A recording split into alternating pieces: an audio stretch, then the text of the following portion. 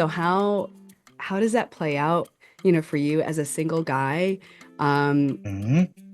being in Christian music?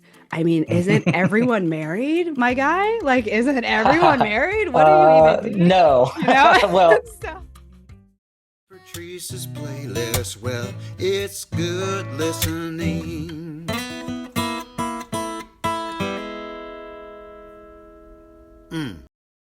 oh my goodness. I have been a long time fan of our next guest and our new friend, Andrew Greer. Let me take you back to the year 2021-ish, when many of us might have been not feeling so well and feeling really disconnected from humanity and all of those things. I was really hungry and searching for connection. And I came across this video podcast on YouTube called Dinner Conversations.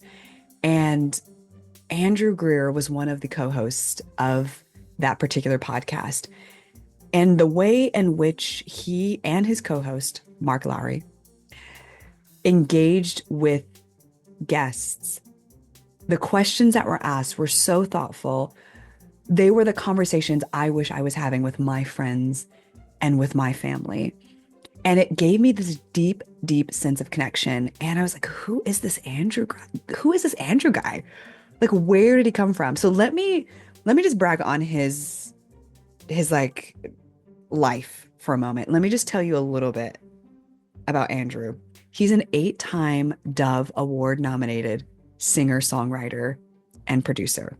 Andrew has authored 2 books. One is called Transcending Mysteries: Who is God and What Does He Want from Us? Co-authored with Jenny Owens, and Winds of Heaven, Stuff of Earth, Spiritual Conversations Inspired by the Life and Lyrics of Rich Mullins. Not only is he a singer-songwriter, producer, an author, but continuing his love for facilitating conversations that dig deep, Andrew is also the co-creator and co-host of the popular streaming series Dinner Conversations with Mark Lowry and Andrew Greer. This is what I referred to before.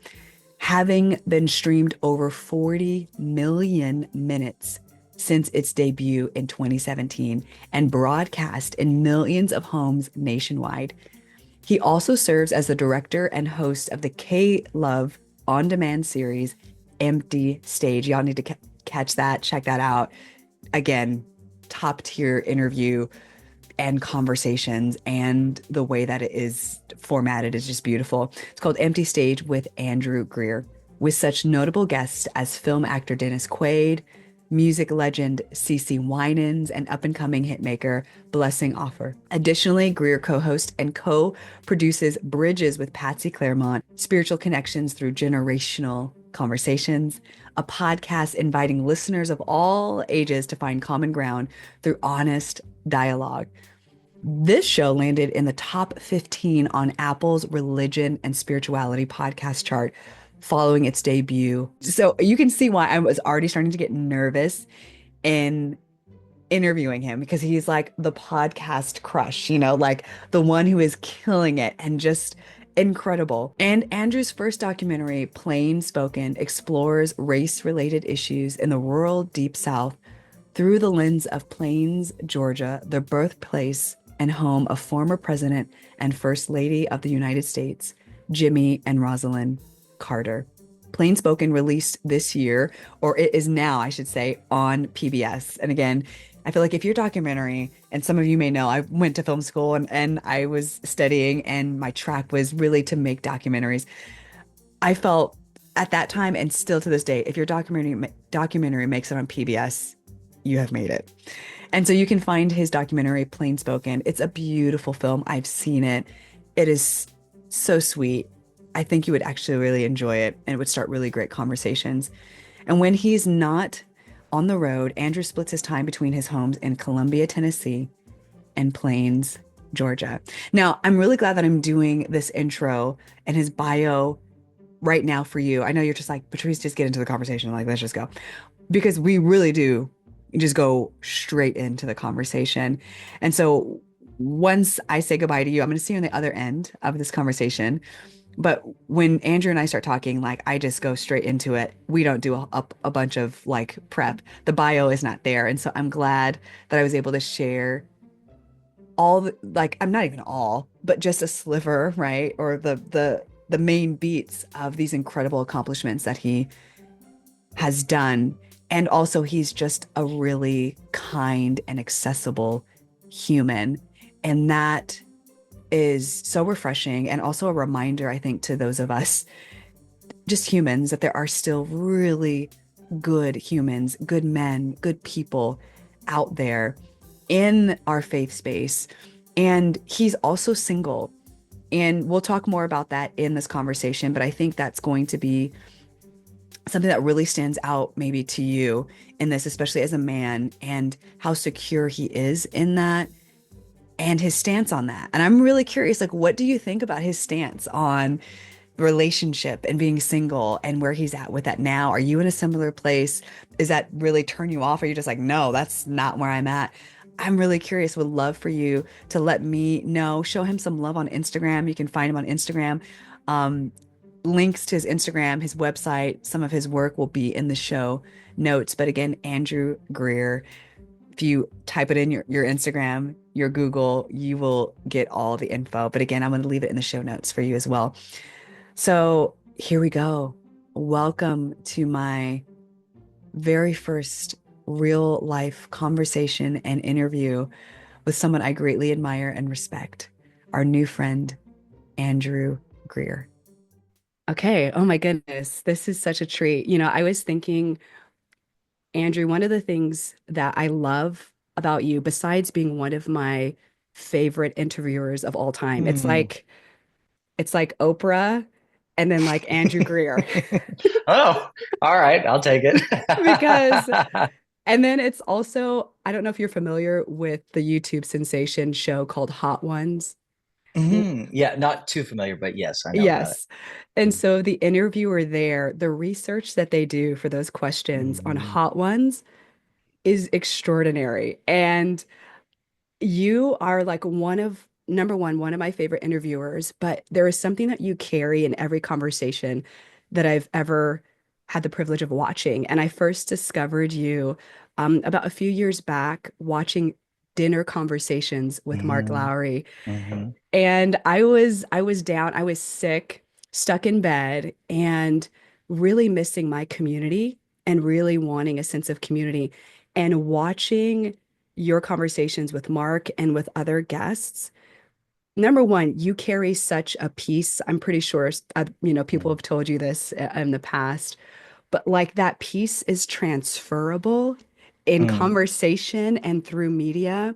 I was watching another episode of Empty Stage last Hmm. night, and I'm coming out of a season of heartbreak and a breakup. And, wherever I can find peace, where I can sense Holy Spirit moving, his presence, I'm just like, give me that. Sure. And Hmm. I was really drawn to knowing a little bit more about, we'll get into your story, your Hmm. backstory, because you're a musician, you're a writer, you are a documentarian, a director. You have a great PBS documentary called Plain Spoken that I watched as well. And the thing that struck me about that was this piece that is throughout that particular film. And it was so enjoyable to take in because there was this sense of peace on it. And that's just the language that I can find for it right now. Hmm. But what I'm struck by is in your journey, you've mentioned in other interviews about this season of a couple of season of heartbreaks that you've walked through, Hmm. but one in particular where you took some time out in Wyoming Hmm. and you encountered God in some sort of way, because I feel like, I don't know, this is my take on it, not your words, but like you had some Sure. sort of wrestle, like a Jacob wrestle with the Lord, and Hmm. you might have still walked away with a limp, but there's like this sense of presence on you that is, I don't know, it's really beautiful and really transferable in the media Hmm. that you create. But I want to know, like, I just, there's this quote that I've been mulling over is like, no one weeps quite like the brokenhearted. Hmm. And there's something about like romantic heartbreak that just kind of knocks the wind out of you in a way that other things I find like don't quite do that. And so I'm Sure. curious, like, what was that season of walking through heartbreak for you? And what was Wyoming like? And what did God sort of speak to you in that space?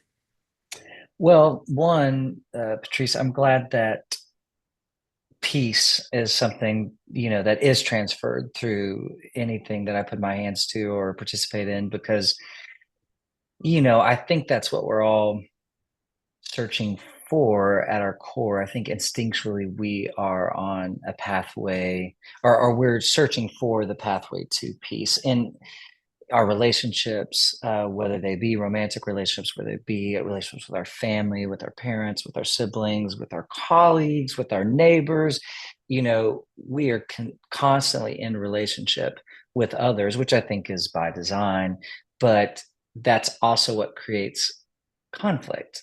That is where conflict arises in a relationship. So peace is what we're on a search for, because conflict is what naturally arises out of relationship. And then I think you pair that with the way we gather nowadays, which is a lot through technology. That's how you and I are gathering today. So there's a lot of Mm. positives to that, but there's also there's its own conflict in that, because um, it's easy to stir up non-peace in Oh, yeah. in the way we relate to each other via technology, or Yeah. via what I call, one-way conversations, which again are just not always, we read books. That's a one-way conversation to some degree.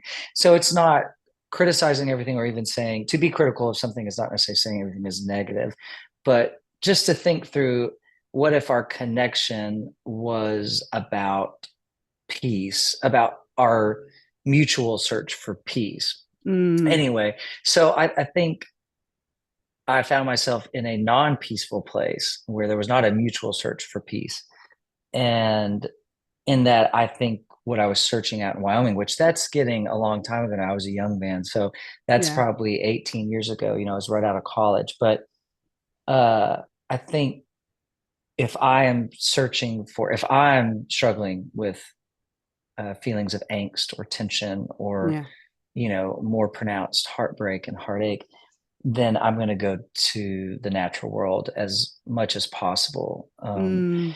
Sometimes it's as simple as just opening, like even in seasons where I've experienced elements of depression and anxiety Mhm. that seem to linger. Yeah. And I know through good counsel, through good relationships with, especially my father, who's was a counselor for his career, Nice. um, I realized that those seasons don't just come and go. I mean, it's not Right.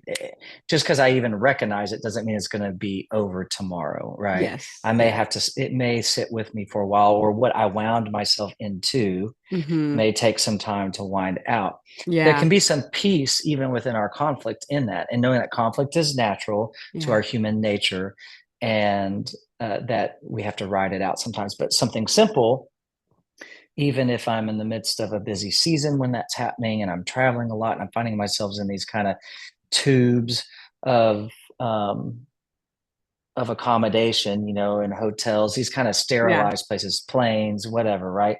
Yeah. Is just to open the window. I'll sit in a window seat in a plane and leave the window open the entire time. Or if I'm at home and I find myself in that season and it gets a little, my feet are dragging, it's a little difficult to Yeah. interact with the outside world. Well, open the front blinds, open the bedroom blinds, open things out so the Wow. outside world can at least, I can have some interaction with it. So Yeah. Wyoming, talking about the outside world, is just, I've Hmm. always loved the West. I grew up kind of on the fringe of the West in Texas, north central Texas, but we had a Western terrain with cacti and plateaus Yeah. and all that kind of stuff. Yeah. So I thought, well, placing a sense of adventure in my heartache, I think that's it too. I love backpacking, hiking, especially in that season. I was backpacking a lot. So to get my feet on the ground and to put my body inside creation, Mm. um, all of that kind of helped give me an infrastructure to wrestle, right? So that I'm not just Mm. sitting on my couch, or I'm not just taking Hmm. in television, Again, nothing wrong with these things on face Hmm. value, but knowing what you need when you need it. And what I didn't need was more intake. I needed to be able to kind of outtake, and nature's a safe place to do that. I think for all of us, doesn't mean Yeah. you have to be an outdoorsy person. You can find Yeah. your own placement within nature. Some people, Yeah. it's just a long drive on the back roads with a Yeah. good playlist, and roll the Yeah. windows down and don't be afraid of the pollen. Just, Yeah. let it be about you. You know what I mean? Yeah. And so you don't have to be a total naturalist or something to receive that, or what you culture inside your home with your plants and with Yeah. your art, and all that can bring the outdoors into. My great grandmother was a painter, and she lived in California, and she painted some really beautiful landscapes that now a bunch of us great grandkids have. But Wow. even one of the paintings I have of hers is so inviting. It's in its landscape, and Mm. so it could be the dead of winter, and that could bring me Yeah. some spaciousness. But Ooh. I think when I went out to Wyoming, I was at a point of kind of back against the wall. I was confused about several things, and it wasn't just one thing, really. It really was several things were piling up at the same time. Some really good things too. That's what's always Mm. interesting, right? I think Yeah. we have to have space for good and bad things. Yeah. Yeah. And when they all pile up, there's almost no way to process it unless you remove yourself from Yes. the stack, the Yeah. That's pile of good. Yeah. whatever. That's good. So that was Wyoming, was removing myself from the pile to go, okay, Yeah. what am I going to find from this rubble of all of it? Yeah. And I was hoping to find God, or I was hoping to discover new aspects of God or character of God. I Mm. don't know that my faith in a God ever fully shifted, but I didn't have any definitions. I didn't, Mhm. Yeah. and in some ways I didn't want to. Maybe that was my openness, was Mhm. I didn't want to go, this is who God is, and now if I don't find that, Mm. then I didn't encounter him. But instead to go, well, what am I going to encounter? I think that's the space I was in. And yeah, it was very, I don't think about that time much anymore just because it was so long ago, but it was a benchmark season, and will be for the Mm. rest of my life, even though it was when I Wow. was young. And that the natural world met me where I was, and I think that was God within the natural world, and so Yeah. it tended to my wounds, and um, two very easy specific things. One was I based out of this lodge outside the east entrance of Yellowstone, Wow. where I would help occasionally with the books. It was a couple that owned it, just this large kind of tourist lodge, and they gave me I had a place to stay and to eat and all this stuff while Wow. I kind of explored whatever. So it was a gift in of itself. But in the middle of that lodge was an old lodge that was not, that people didn't stay in anymore, that Buffalo Bill Cody, this old Wild West figure, Wow. had built and entertained people like Teddy Roosevelt and stuff. And really interesting, but Wow. no insulation. It was just kind of if people could make an appointment maybe to see it. I don't even really remember, but there was a piano in it, and the owner said, knew that music was my background and knew that Yeah. piano was one of my instruments, and said, here's a key, you can go use that whenever you want. Well, I thought, this old upright piano, 100 years old, in a law, I mean, there's no way this is going to be viable, but whatever. Yeah. So I went in there, one day I went in there, took the key and sat down at the piano, and it was basically in tune with itself. And so it was very playable. It was very usable. I began to write songs, and it was just a small gift to go here. Here's this gift here's a language you understand amidst all the Oof. languages you don't understand.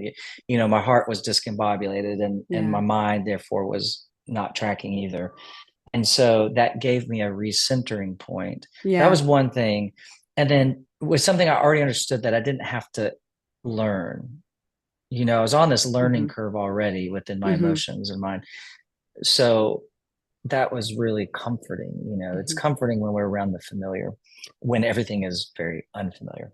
Yeah. And then one time I was out, the Shoshone River was this fairly large river that was swelling at the time I was there, when I Mm. was initially there, because it was the end of the winter and spring into the summer, and the ice melt from the mountains would swell the river. So it was Mm. really beautiful. It kind of creates this life in the river. And I would kind of go wade out in it a little bit. Sometimes I would go hike out there and wade it just to kind of be near it. It was very peaceful.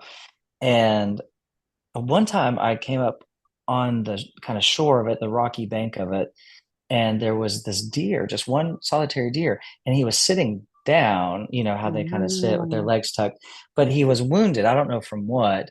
And he was just, he or she, I'm not sure, but was just licking its wounds, just very gently tending to its own wounds. wow. And for me, I mean, I don't know, at that stage of my life, I probably wasn't very mystical, and I certainly was still learning how to be imaginative in my relationship with God. Hmm. But that started to open me up to it. Just in that moment, I felt I felt like it was, honestly, I felt like it was Jesus tending to my wounds, you know. Yeah. Yeah. And so I just sat there and just watched, you know, this deer for, I don't know, probably like an hour. And Oh, that's awesome. um anyway, so there were different markings in that season that Hmm. marked me. And it, I would say life got a little weirder actually when Sounds about right. Yeah. Yeah. yeah, I mean, it was the beginning, you know, it wasn't the Yeah. end. Hmm. And I was still fully myself, Yeah. you know, but I had new compartments that had been opened up that, again, maybe just more resources to contend with my worser self. My better self had more, you Mm. know, I don't want to say Hmm. ammunition, but had more, more plows, Yeah. more something to till the soil when it was getting real dry. So Hmm. anyway, it was a beautiful season for my life. That's really helpful. Thank you for sharing that. And I loved Sure. this word resources, like it gave you Mhm. resources for the next chapters that you would face in your life. And I feel like those that I talk to in faith and outside of faith, there is a sense of feeling really discombobulated. Just like Mhm. there is so much Mhm. going on. And I love Mhm. this reminder of sort of extracting yourself, taking a beat, taking a moment, whether it's a drive on the back road. For me, I like to Sabbath every week, or I like to at least do Mhm. like a Sabbathing trip like last year because I was in the throes of what I felt was the depth of heartbreak that I could experience until 2025 came. Sure. So, I, so, and I was like, Lord, I need to meet with you away from people. I'm kind of like an introvert that has extrovert tendencies. And so I really love deep connection with people, but I really value my alone time. I need it. I Sure. thrive off of that. But I had to take those times away, being in nature, taking solo trips to really start Mhm. to listen here, to wrestle some things out, to cry, to yell. And so thank you for that reminder. I'm actually tomorrow getting ready to do another one of those trips for another few days. Yeah. Yeah. Yeah, just to kind of Mhm. like, okay, be by the ocean because I'm in California. So Sure. to go by the ocean Sure. and just kind of reset, a bit.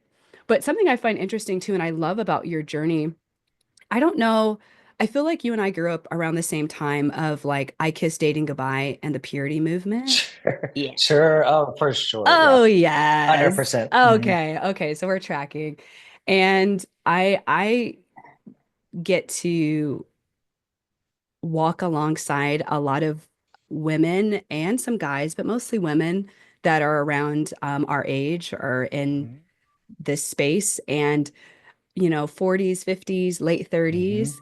Um, are learning how to date. Some have never been on a date yet, have not been in Mm. relationship, have a desire to be married. Some are laying that desire down, just holding that Mhm. hope, the tension of like, I'm hoping for this, but I don't always get what I want. And God's Mhm. still good. Like walking that out. I don't often get to talk to men that are in that Mm. space and have walked that Mhm. out in faith. And so I'm really curious.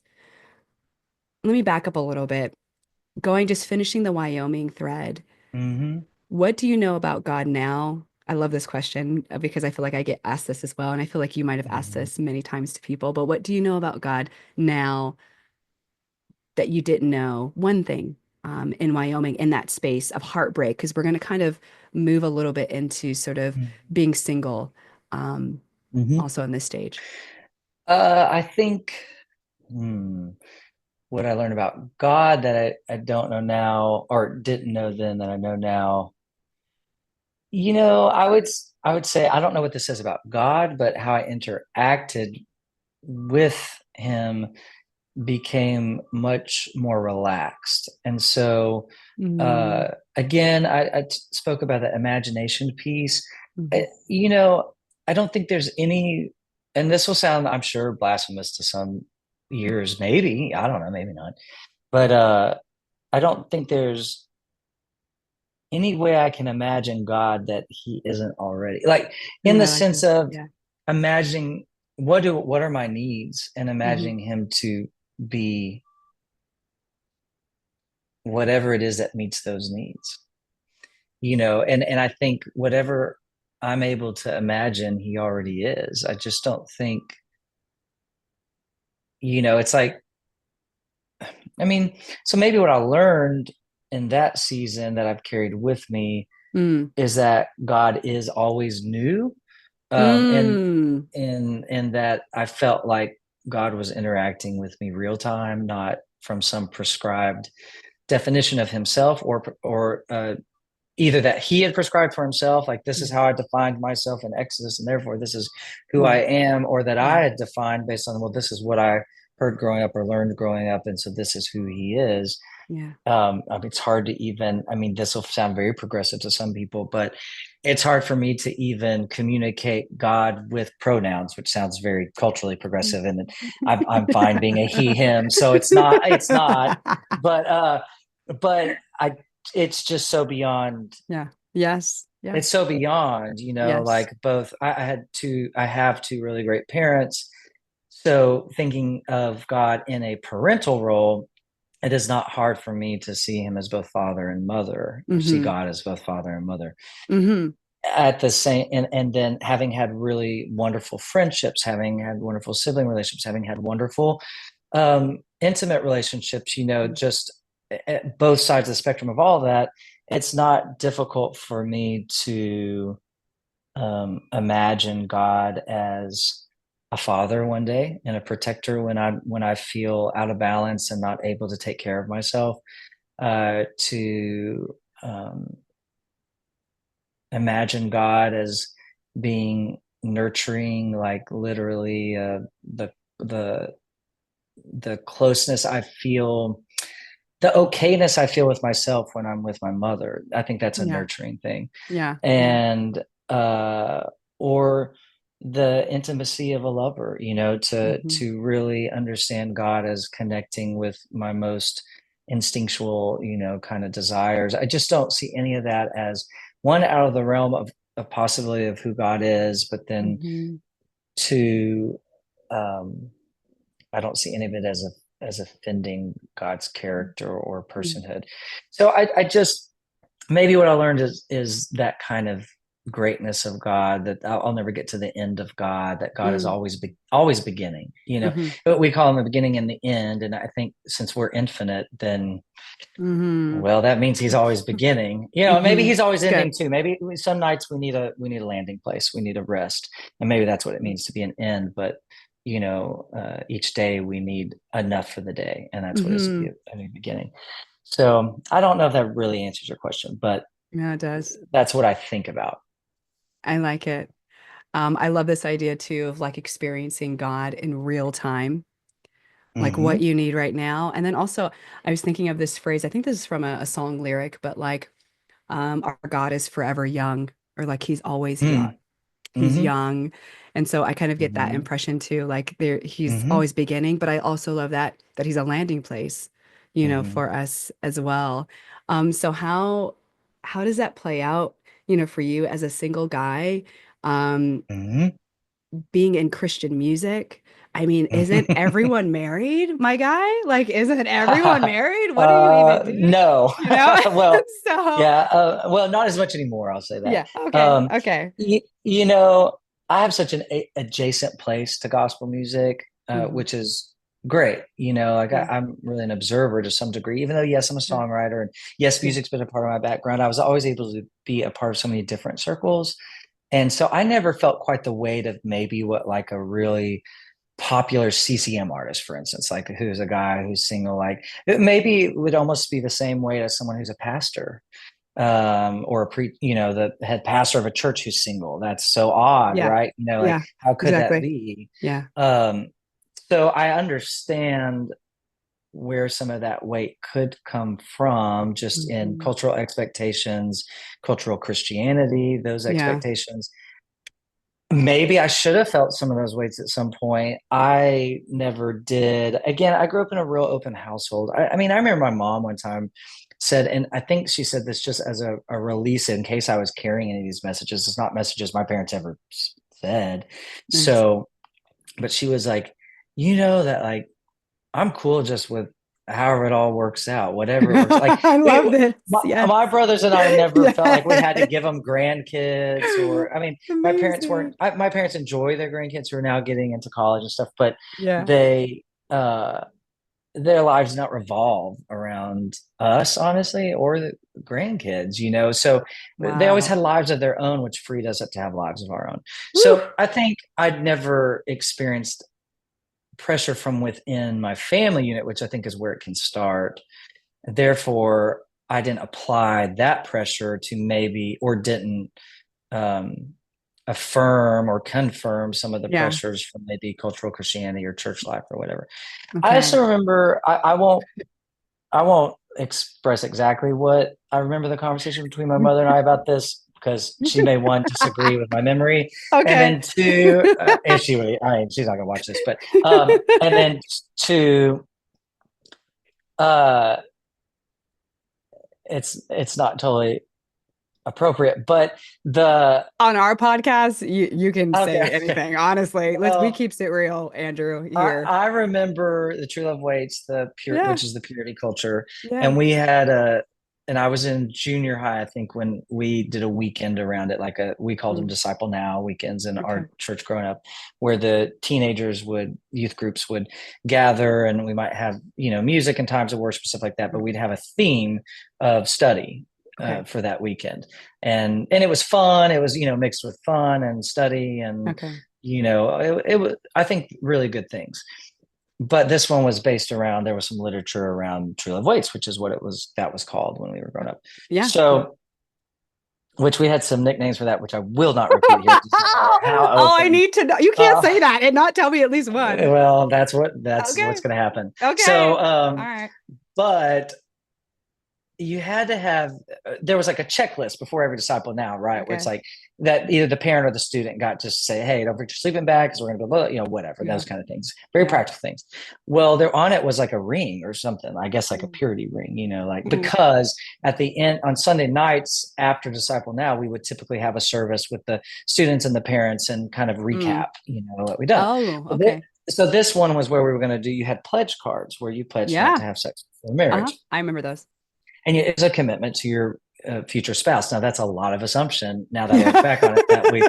that we would have a future spouse. Yes. So, or that we even wanted a future spouse. I mean, I Sure. think some students. I mean, I think at that age, I thought, yeah, I'll probably get married, have kids. I love family. I had a great family growing up, but I actually don't know if I thought that either. Hmm. I don't know. I was not obsessed with that idea for Yeah. myself, Yeah. even though I had a lot of respect for it. I don't know that I feared it, but I didn't really think a lot about it. So all that to say, which I think is actually probably more common than we give credit for. Yeah. So I definitely think there's some people who are married who shouldn't be married, some people who have kids who shouldn't have kids, and they're Yeah. doing those things based out of some kind of unspoken thing instead of just calling out what it is that they feel Yeah. is their design for their life. Yeah. But all that to say is, so a ring was a part of the checklist. I'm reading the checklist out, and essentially it was like, I'm not going to get you a ring, kind of thing. And Okay. I was like, well, it's just kind of what we got to do, because then at the end of the weekend, we'll get presented a ring. I think our parents would present it to us with our Oh, commitments. wow. Okay. And she basically, this is paraphrasing, but she was like, if you want to make that commitment, you make the commitment. I'm not getting you a ring, kind of thing. And I think the idea was Yeah. Yeah. Yeah. that no movement, no cultural or church movement, or now we would call those hashtags and stuff, is going Yeah. to keep us from, is going to make decisions for us. Hmm. We will make decisions based on, I mean, we're going to make those, we are the only ones who can make those decisions for ourselves for the most part. Yeah. So my parents were very open about sex and our growing up Great. experience. My dad was really wonderful at stewarding those conversations since we were his Great. sons, and he Yeah. led that conversation with us. It was definitely awkward at times. It definitely was not like exciting, to talk about, but he led it in ways that also did not, interestingly enough, when I look back, did not tell me exactly what to do. Hmm. Yeah. So he didn't prescribe how that would interact in my life Hmm. explicitly, which I actually am very grateful for, because that's some elements of control and can also bring a lot of shame into Yes. a conversation that I don't think should start with shame at all. Um, 100%. so, anyways, so all that to say, with my own singleness, with my own path, in that I think there's, I think there are some people, I think most people who date rebound. And when I say rebound, not in the negative sense of that, but they collect themselves Mm. after heartache, and everyone experiences heartache and heartbreak. That's just part Yeah. of risk. That's part of the risk of relationship. Yeah. Um, so they come back, they Yeah. get themselves put together again, whatever time that takes, and they get back in the ring, kind of thing. And I just would have less desire to get back in the ring. Now, Hmm. having more life in me now, or more years behind me, I would go, was that because I was designed to be single? Is that like Hmm. who I am? Yeah. Or is that because I don't know how to get over heartache? Or is that because, Mhm. it's too much risk. It's too risky for me. And I Yeah. don't Yeah. have courage. I don't have the courage to take those kind of risks, to have that level of intimacy and commitment. I don't know, because I have so many committed relationships in my life. But so the older I get, the more I doubt that possibility, though it's always a possibility. I also have a friend who has a lot of single friends. She's married, but she Hmm. will say, and she's been married a long time. She'll say, out of my single friends, who are my friends are single, I have two boxes for them, which that's always a great start, right? Like, I was like, okay, yeah, exactly. you I'm like, ooh, categorize which those, box am I in? Okay, let right? me see. So she has a box for always will be single, like for whatever reason they have cultured their life, or they have set up their life that it Culture their just is not lives. open to Yeah. partnership. And so that's either they've set that up by design, or that's who they are, and they got too Yeah. many dogs, or they have too many routines, or whatever it is, right? Yeah. Then she said, then there's the other category, and that's who knows, always open. And she was like, you're squarely in that box, which I do. I consider that a high compliment, because I was like, I don't want to be closed off to life. I don't want something to have Yeah. impacted me to such a point that I would not ever be open to evolving, changing, Yeah. or being surprised.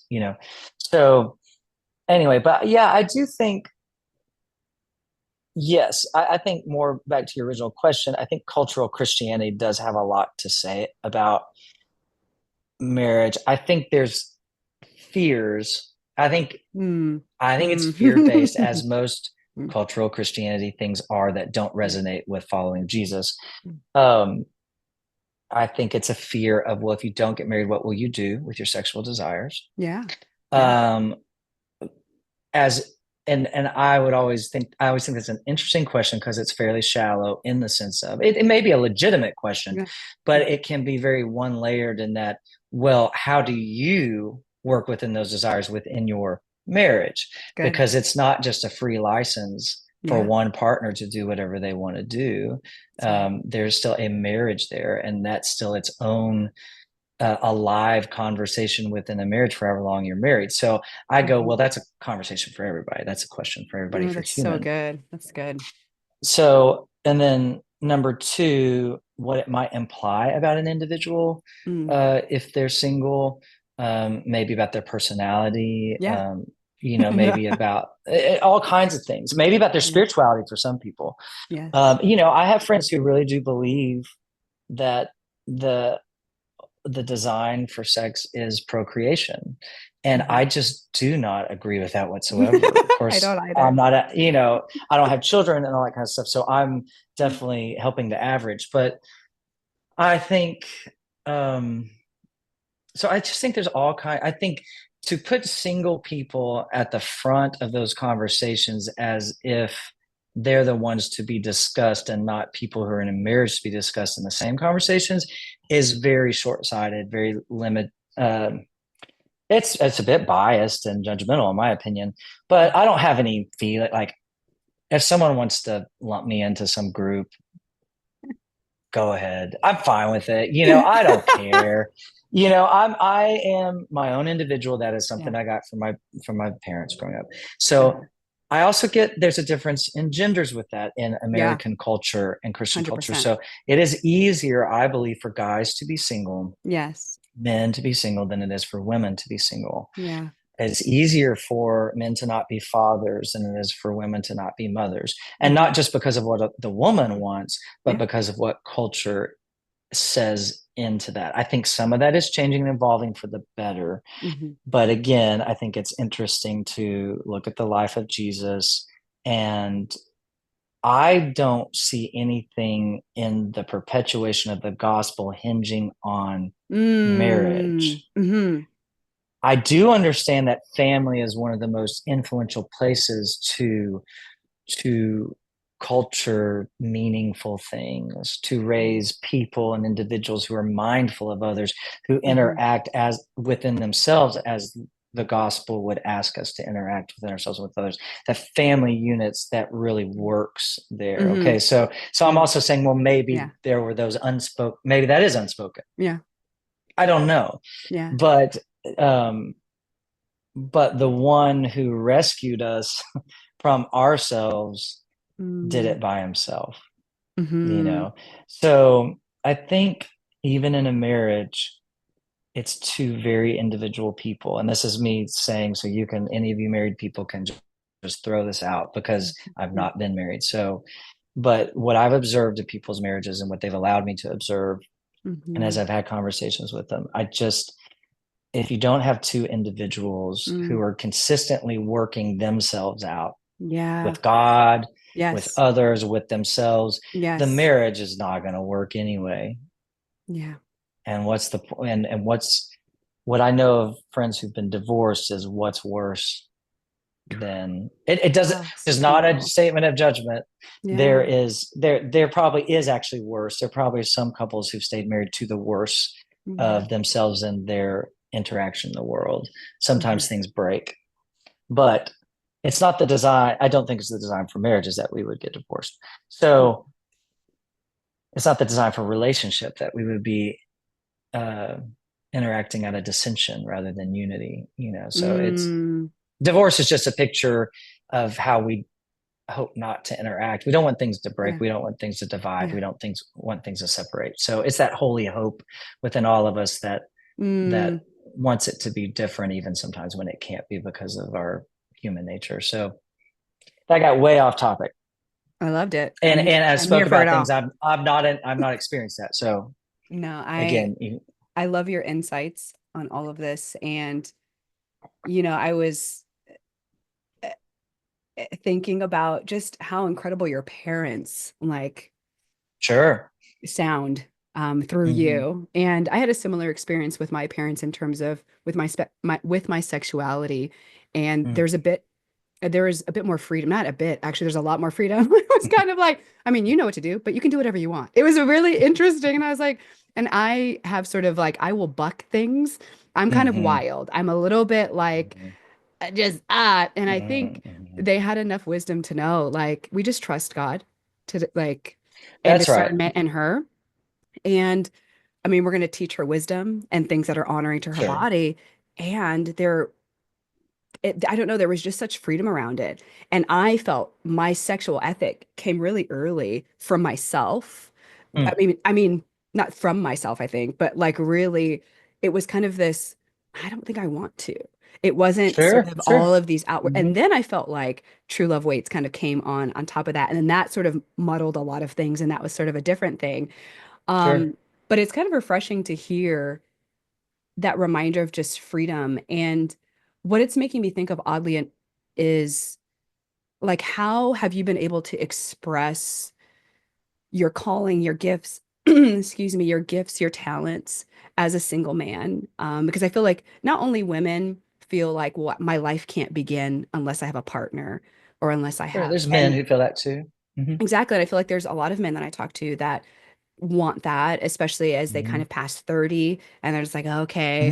Hmm. Hmm. Um, but I feel like you have had this really looking from the outside in. I mean, obviously I only have one perspective, but this really full life that is bringing attention to God, and the gospel, the peace of God. Like, I mean, peace is one of the fruit of the spirit. It's so Hmm. distinct. And that's kind of one of the markers that I glean from you just from afar, like we've never met in Hmm. person. And so it's like, oh, that gospel goodness, like that good news, that too good to be true peace, like it's moving through you. But like, how have you moved through like figuring out your calling as a single man and how this is kind of a two in one. How do you combat loneliness, Sure. in that journey? Yeah. One, I hope, I trust your remarks for you. I definitely know the areas of my life that do not call out to the gospel, and so, um, it's we know ourselves, and Oh that can yeah. be a hard Oh yeah. part of remaining in our calling, maybe, I definitely know people who've stepped aside from their calling because they um, couldn't seem to find placement for their humanity, within. Oh yeah, But yeah, so yeah. I just keep, so it is God that translates it. It is a trust in God, like your parents for you when you were growing up, they trusted in God for you. I trust in God for myself more than I trust myself. So Oof. as long as Yes. that stays, as long as I can conjure up the courage to trust him more than I trust myself, then I'm going to be okay. And where I misstep purposefully or intentionally or unintentionally, um, it'll work out. Again, not the license to sin, right? But I do think the license to be myself, and then and always, one of my friends calls it weighing your heart out before God. So you just can, Mm, as long as you're weighing your heart out before God, which can look a lot. I mean, for each person, that's going to be a different process, mm, but it's just that, a word that's become terrible in our society because of how it's been misused, but the beauty of a word like submit in our spiritual mm. relationships. Yeah. Um, anyway, so how do you said, how do I live out my Yeah. calling as a Yeah. single guy? It was a Yeah. 2 for 1, and then there was something Yeah. else in Yeah. there. And how do you not I get can't remember. lonely? How are you not Oh, lonely, lonely? lonely. That's really probably Yeah. more important. Like, how do I live Yeah. out my calling as a single guy the same I would live out as a married guy? I think. I mean, I'd have Yeah. different life circumstances, Yeah. but living out calling is such a mysterious Yes, it is. big thing. Period. What is calling? Yeah. What is our Yeah. call? I mean, you could take that and break that down in good literature terms. Just Sure. go down and break down the words and then break down the meanings. And so I'm not sure. That's in faith, I'm sure, even when I'm not thinking about it being in faith. Mm-hmm. Um, in collaboration, I think Yeah. calling is really meant to be collaborative, in community. Ooh. Community is important. Community is going to Uh-huh. be our um, is going to be our bumper lanes, so that Uh-huh. we can not get too far out of Uh-huh. the realm of kind of usefulness, in our calling. Our calling doesn't just become a self-pleasuring thing, but it's truly something Mm. that is, that serves Okay. others. Okay. But loneliness, sure, is super real. It probably has been one of my largest struggles. At first, I would have thought, or when I was younger, I thought that was because maybe of seasons of singleness, when I was single, Sure.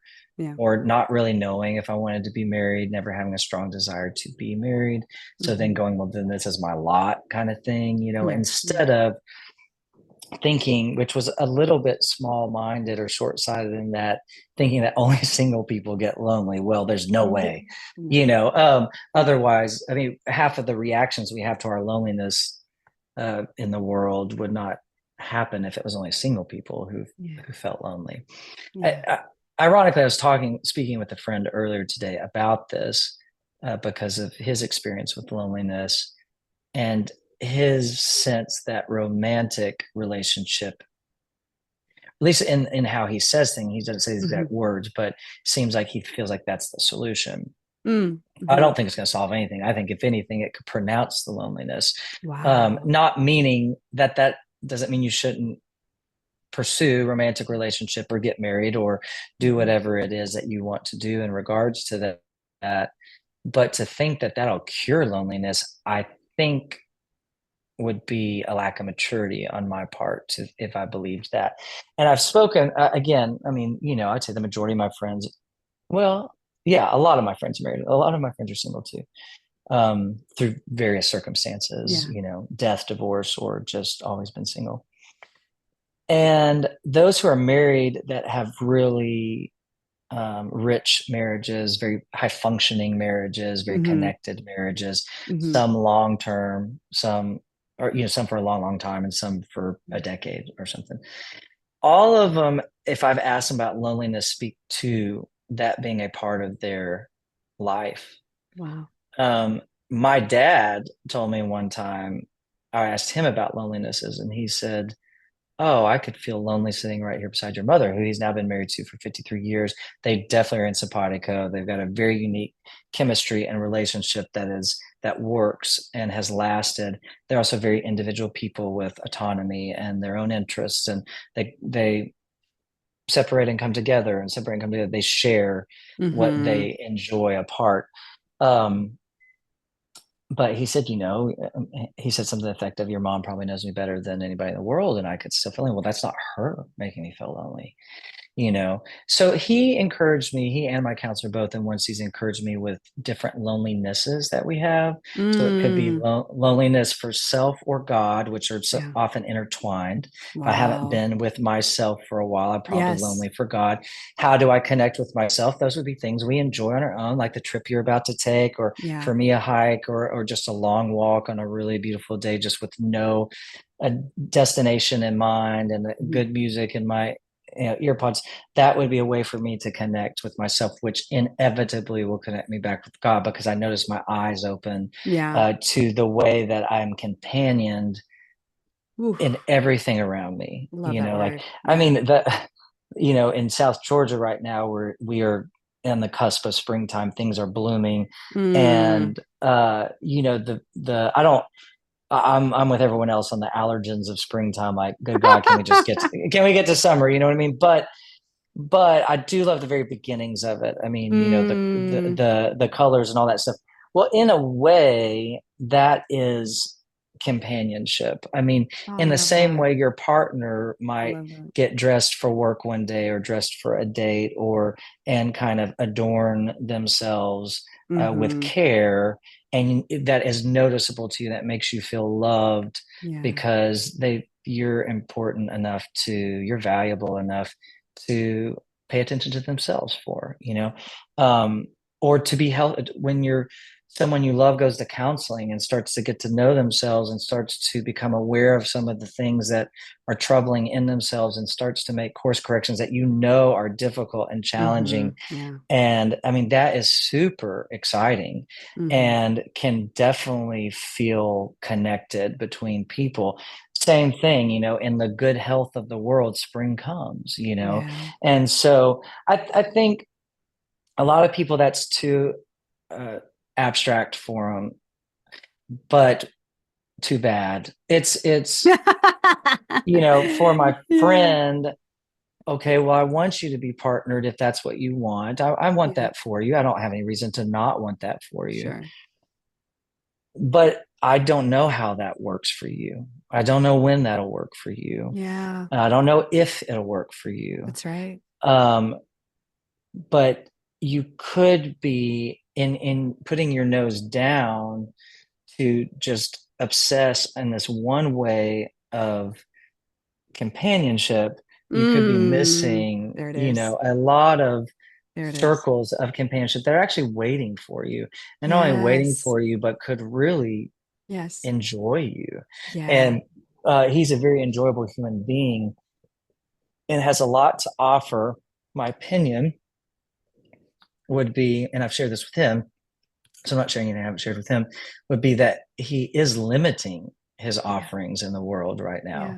Yeah. So I would always hate, I can't tell you or anybody else how to express their singleness or to search for their mate if Sure. that's what they want. Sure. But I can say I, for myself, will not let that aspect of my life limit my offering in the world I around love me. it. So, Yes. you know, my dad often said if there weren't single people, there would be a lot of lonely older people. There would be a lot of empty hospitals, meaning not with empty patients, but empty Mm. caregivers. And Wow. not to say that all that weight is also on single people, but it's Yeah. to say I don't have to be home at dinner at a certain time. That's right. To that is not my focus and priority because I don't have kids waiting at home or a Yeah. spouse waiting at home where that is a part of our Yeah. regathering every day, which is very important. Yeah. But I don't. So then what does that release me to do? And I think that Mm. releases me, or doesn't release me because that's not a bondage, and neither is this. Neither are binding. Mm-hmm. But it off what it offers, or what my then life can offer, is the ability to walk across the street and to be at Betty and Boza's house tonight Mm. in a unique way. Or, Yeah. you know, I remember one of my dearest friends losing her spouse unexpectedly and me being there with her when we discovered that. Sure, if I'd been married, there would have been plenty of license to be engaged in that moment with that person, but not for maybe the next 3, 4 weeks, plus Yeah. next months and stuff where I was spending the night on her couch and just being a presence in the home. And Yeah. so there's all, so that's not to say I'm anybody special in that. That's just what singleness has offered me to offer to others, just like married people have this to Mm. offer this to others. So Yeah. I sure would hate to, you know, truncate that because I'm myopic in my view of how life looks Yeah. and how companionship looks.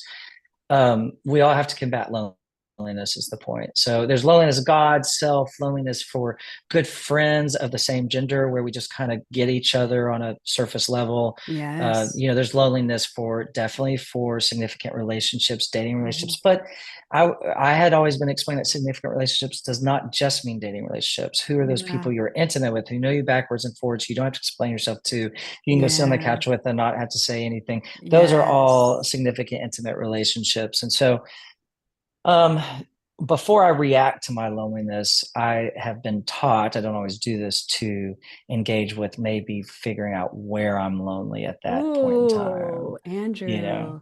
And then making an effort, though. I can't stop there.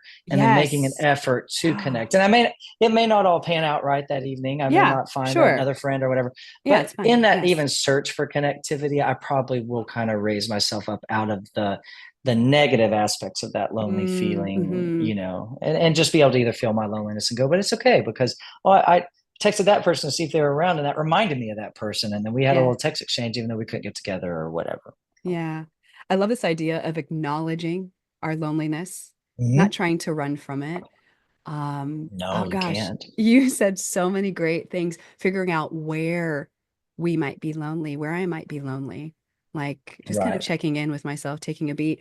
I love what you Right. said. Right.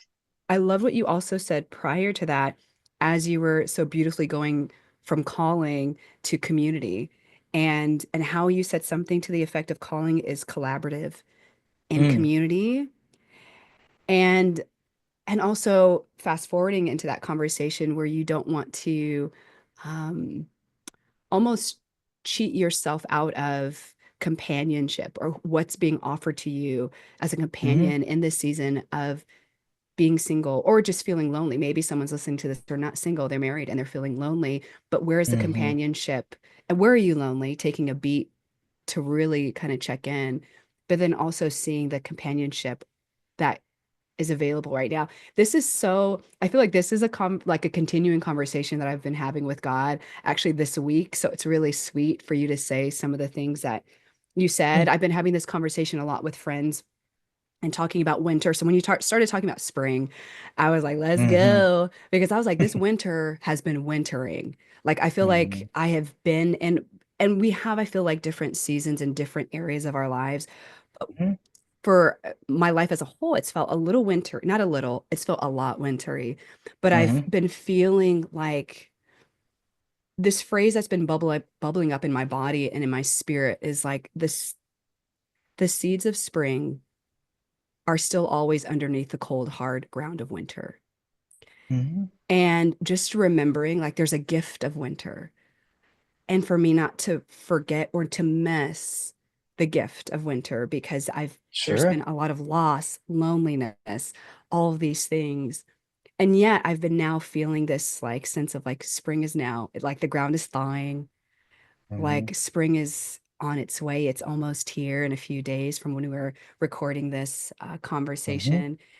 And I love the idea, as I get ready to go out in nature, tomorrow and spend some days out there to really kind of take in how God's companionship is meeting me in nature. Hmm. For me, it's now old school.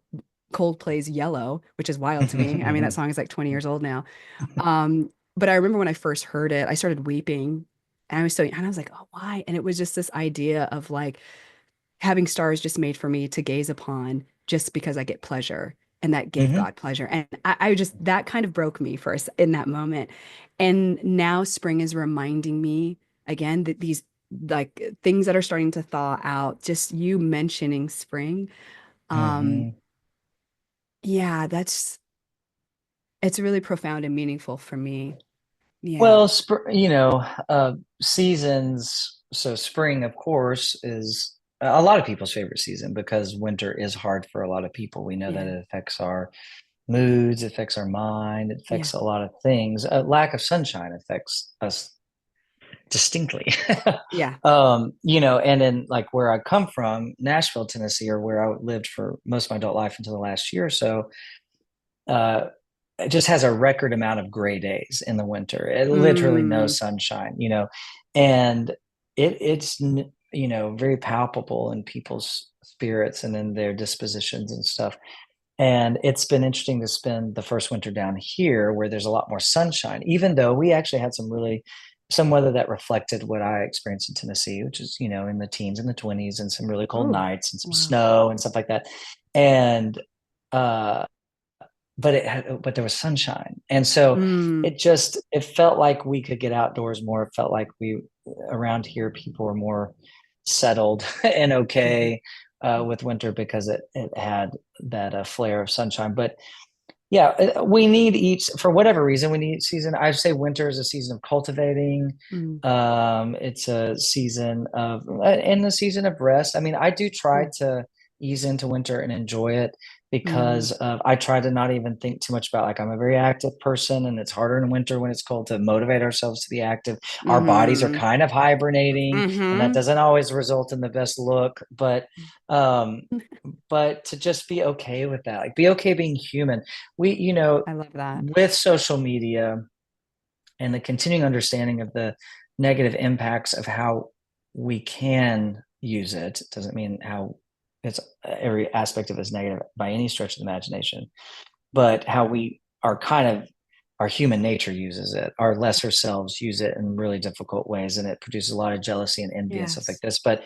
But everyone works out on Instagram. Have you noticed that? It's so, and I don't know where they have the time to work out like that, I don't because know. they I don't look know. good, and I it's know.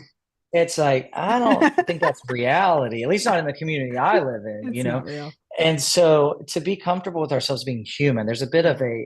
I would not call it superhuman. I would call it subhuman to Mm-hmm. compare ourselves to these images of people who, for some of those, it may very well be their profession and their job, and that's great. They're skilled at it. They spend the time at. Some of it does show their priorities. I probably have a slight bit of judgment for that, and maybe there's some jealousy in that. I don't know, Yes. but Yeah. to be real careful to just allow ourselves to be human. So in winter, Oof. one thing that I allow myself to be human is not to. It's okay to Mm. only to wear joggers one day and then not get dressed and be about my business still, Yes. or to actually, like, it's really hard for me. It's not hard for me to sit and read a long time, give myself permission to that. But I do like different films and television. I think we have some really amazing, artful things out nowadays. Yeah. And I would like to view some of them. I would like to engage with them and take them in. And I just by myself, I cannot let myself just sit on the couch and like on a winter day when there's snow outside, I can't just binge something. I've always thought, what is that like to binge something? It's I've never binged magnificent. something. It's Okay, magnificent. okay. I've It's never done it in my incredible. life. I just did it the So, other day. It's okay, incredible. okay. Well, I Yes. got to do that one time. I got to book a binge session for myself. But anyway, so just allow ourselves to be human and allow I ourselves love that. to not be superhuman all the time. Thank you for that.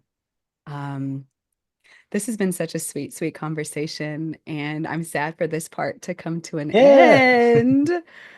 But thank you for reminding us that we get to be human, and you've given me, and I think our friends that are listening some things to remember in our loneliness, in the places where it might just feel hard in this season, Mhm. where we might be trying to reach for community, but it might just feel a little bit difficult. But I feel like, again, you did it again, Andrew, just like these waves of peace and like this very, like, almost like, it's going to be okay. It's It is going to going to be be okay. okay. See, It you is. did it. Thank you. So, this podcast got this weird name when I started it years ago, Patrice's playlist, because I do love music and I love sort of what it represents in seasons of our lives. And you are a musician. We didn't get to talk at all about your That's incredible okay. music. We didn't get to, That's at okay. all to talk about Plain Spoken, which I will That's leave a okay. link Sure. to that and then also to some of your music in the show notes. But I'm really curious, what's something on your playlist that's speaking to you in this Sure. particular season? Yeah. Two songs. One is Prayer in Open D by Emmylou Harris. And it's a gorgeous song. It was originally on her country record, A Cowgirl's Prayer in 1993. Now, Emmylou's always been she was a country music artist until she really turned into like an experimental Americana artist when Daniel Lanois, who did a lot of U2 records back in the day, started doing her records. And then um, it turned in, she turned into this just kind of Americana goddess. But and now she's in her late 70s and still does it. And it's phenomenal. So Prayer in Open D is on A Cowgirl's Prayer. It's a beautiful recording there. It's very simple acoustic. You don't Okay. have to love country music at all. The lyric is phenomenal. Then she re-recorded it on a live record called Spy Boy in the Mm, late 90s. And that is the real cut. And it's hard to find it on some streaming services. You can usually YouTube it. And that's okay. where it's like just her live interpretation of it, just her and a guitar, is just maddeningly sad, you know. And um, so that and now that sticks with me in different seasons. It is Sure. a recurring thing. And then there's an old Joni Mitchell song called A Case for You, Okay. and it's just a gorgeous, it's a kind of obtuse love song. Okay. um but her lyricism is very, I mean, I think she was stoned all the time back then, or maybe she was on hallucinogens, I don't know. Yeah. So it's coming from that place, but wow, Yeah. what We she could love Joni Mitchell. access. We love Joni Yeah, Mitchell here. okay. Well, what Yes. she could access, I'm like, I wish I could access it with less, substances. Yes. But there is a guy named Luca Fogel. Luca is his Okay. first name. So Lucas without an S, and then Okay. Fogel, Fogle. He covers it, A Case for You, a more recent record. I don't know much about Luca's catalog or his artistry, but his cover of that, just, I don't know. It's an incredible, you just put it on repeat and it's Mm. phenomenal. So those two songs, Oh, just put I them love back to it. back and let I them love just keep it. playing. I will. I'm gonna leave a link. I'm gonna look for all those songs and get links to Okay, those and share them great, with our friends as well. great. Andrew, is there anything else that you'd like to share or say before we say goodbye to our friends for this No, I mean, I conversation? think we've said a lot. And so, you know, yeah, even within yourself, you're not alone, so Mm. it's, it's okay to be connected with yourself at minimum, Mm. and then go out from there. Mm. I like it. Thank you, Andrew. I mean, wasn't that conversation just so rich? And I'm so curious what you're curious about, what questions you have, what sparked something for you. If you're in my Patreon space, Patrice's Bloom Table, which is for women of faith, women who love Jesus, have a value for encouragement and prayer and just trying to do this walk of faith day by day. If you want a bonus conversation, and to hear what Andrew and I talk about when we're not in the main conversation, this big conversation here, join me over there on Patreon. It's for my Patreon paid members. And again, that is just a simple, maybe not so simple. I understand. I get it. But there's a free tier and then there's a $5 a month. And maybe you just want to hear that special conversation just to, because I'd be nosy. I'd be like, well, what y'all talk about? Maybe you just want to hear that and then dip out. Do that. That's fine. Get what you need. Get what you need. You can get it from the table anytime you need to. So anyway, I'm so glad you decided to spend some time with me. I pray that it was a blessing to your whole soul and that you have even more language to express your own heart um, to God, to yourself, and to others. Yeah, I think that's one of the missions in me creating and co-creating, really, co-creating these safe spaces with the other people that I am on the other side of the camera or in the same room with, so that we would have clearer language to express our hearts to one another, to God, and to ourselves. So I hope that happened in some small way or maybe a big way for you today. Pray a blessing over the rest of your week. And I will see you on the next conversation, or I'll see you inside Patreon for more behind the scenes. Till the next time.